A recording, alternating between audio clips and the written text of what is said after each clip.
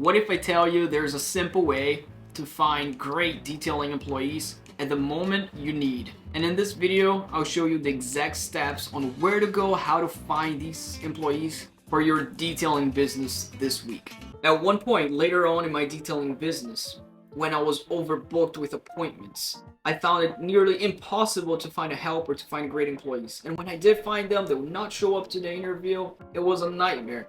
I felt like I could never grow my business past one van operation. I would look at corporations. I was curious to see how big corporations would find employees when they needed 5, 10, 20 at one single time.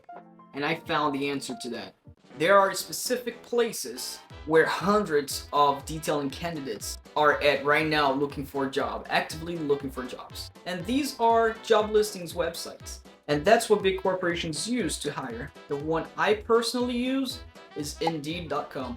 Though this may sound like an advertising, but I'm not being sponsored from them. Indeed.com, you can create a job, create a free account at first, and post your job there so easily. So after you create your free account on Indeed.com, now you want to create a job post for whatever you're hiring for. In this case, you're hiring a detailer.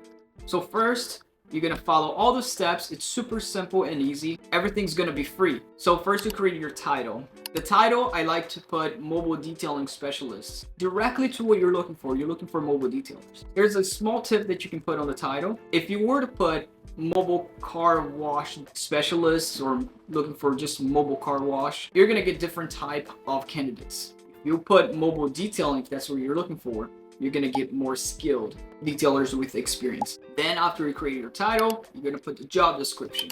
You're going to tell them, the day-to-day, how is it like to work for your business. So in this case, you can say that you drive to customer's house in the company vehicle that you obviously would provide, and as well as the job hours if you're looking for full-time, for part-time, whatever you're hiring for, 5 days a week, 7 days a week.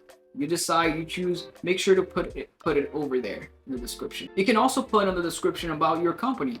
Share YouTube videos about your company so they see where they're going to work for.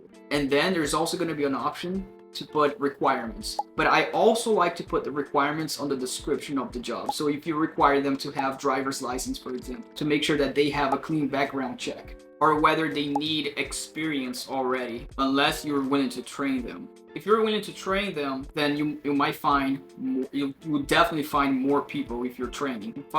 You can find people without experience, train them, and they're not going to be as picky when it comes to how much you're paying them. And then the third step, you're gonna write the customized questions. Those questions you can ask is such that I like to ask is, when are you ready to start? They can select 2 to 3 days or ASAP. Because when you're looking at the job after you get all the applications, you're gonna get over 30 applicants in a matter of a week. You'll be able to select the ones that are ready to start now. Another question you can ask is if they already have detailing experience, and you can put as answer 2 years, 3 years, 4 years.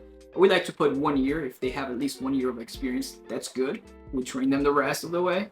And also, a final important question that people forget to do is ask for their phone number, because sometimes they will input their resume there without their phone number, and there's no way for you to contact them. So make sure to put on the questions about their phone number. Now you have your job created. You have the title, you have the description, the questions that you want to ask, and now you move to the next step.